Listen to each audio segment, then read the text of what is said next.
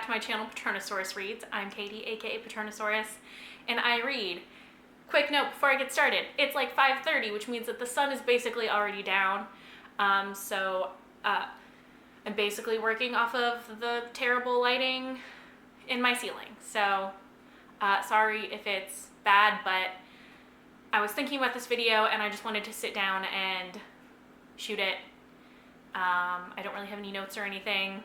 So as you can see from the title, why I don't believe in Death of the Author.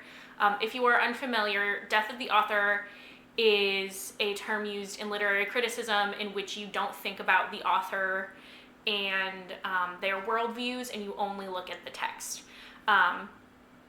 Another way of phrasing this is Doyleist versus Watsonian, taken from Arthur Conan Doyle, who wrote Sherlock Holmes. So a Watsonian explanation for something that happens in a story is something that happens in the universe of that story.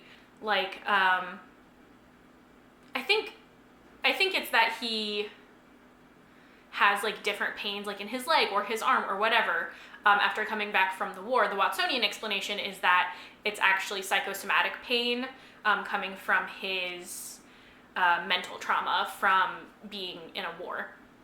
And the Doyleist explanation attributes stuff like that to the author. So a Doyleist explanation for the same phenomenon where this pain moves to different places in John Watson's body is that Arthur Conan Doyle just forgot what he had already established and none of his editors caught it. Depending on what you think can really determine differences in how you interpret what you're reading.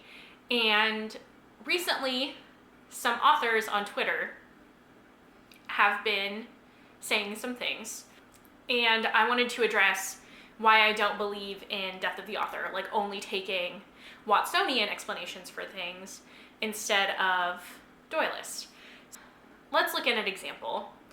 The most popular and possibly the messiest of authors on Twitter currently, J.K. Rowling.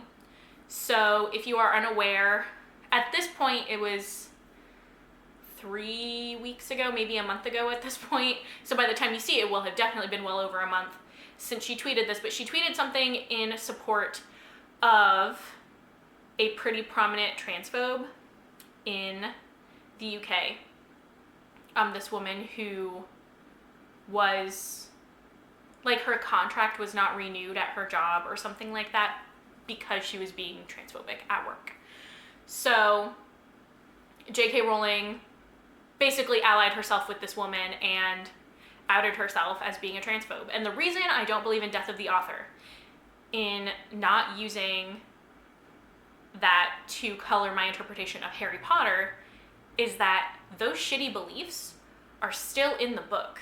When you really start to analyze, like, for example, relating back to transphobia, the fact that in the Gryffindor common room, girls can go into the boys' common room or the boys' dormitory whenever they want, but if boys try to go into the girls' dormitory, they'll get caught in the trick step and sent down the slide because the Hogwarts founders didn't believe that men were trustworthy. Well, then what do you do with that if you have a trans girl in Gryffindor? Is the magic gonna recognize that? I bet J.K. Rowling would say no.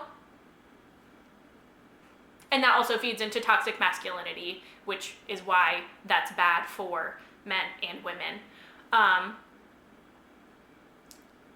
And I think a lot of this also feeds into the fact that a lot of these authors that are being really outspoken about things on Twitter that maybe they shouldn't be are young adult authors. And a lot of them are saying things that could negatively affect their primary audience, like the audience that their books are intended for, that are marketed towards. Young adult audiences are ages 12 to 18. That is what the publishing market has decided. So 12 to 18-year-olds, there's a vast spectrum of intellectual development going on in that age range. Like, it's crazy that you will be developing the most quickly other than when you are very, very, very, very little, and going from not being able to hold up your head and having soft spots on your skull to being able to talk in like 2 years. So other than that, when you are a teenager, that is when your brain and your body are going through the most development, and everybody develops at different rates and starts making intellectual connections at different rates.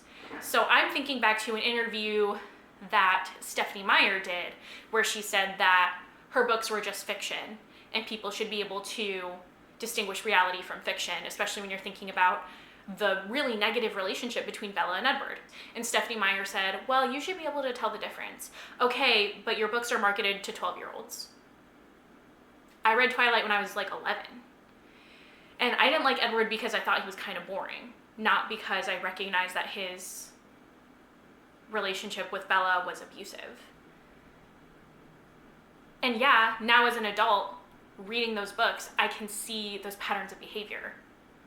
But as an 11, 12, 13-year-old, when those books were coming out, I didn't. I'm not saying that authors have any kind of social or moral responsibility. Like, they should write what they want. But they should also recognize that life imitates art. So if you are doing things and inserting things into your books that are questionable, then you just at least need to be upfront about it and not act like everyone has the same intellectual capacity as you do.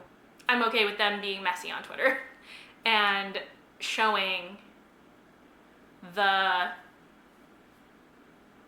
things that they believe, because I want to know if I should be supporting those authors or not.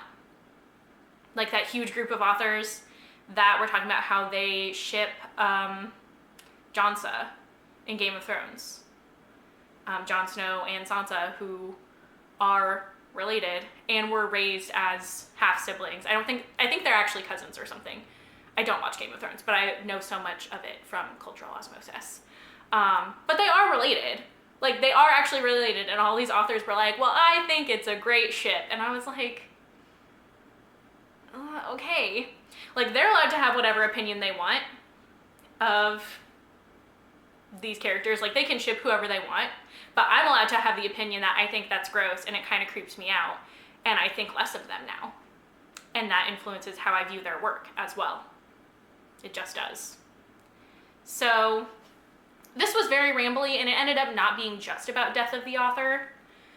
But yeah, if you want to see me do more videos like this based on my college education as an English education major and my experience as an English teacher, a little bit more of this like technical critical analysis side, I could try to break down my reading a little bit more and explain my thoughts on a book in more detail, or explain some more of these technical terms if anybody would be interested. So, that being said, leave a comment about what you think of all this. Like, do you follow Death of the Author, or do you do the same thing that I do and take authors' lives and their opinions into account? I would love to know where people stand. Like and subscribe. That's what YouTubers say. I'll see you guys next time.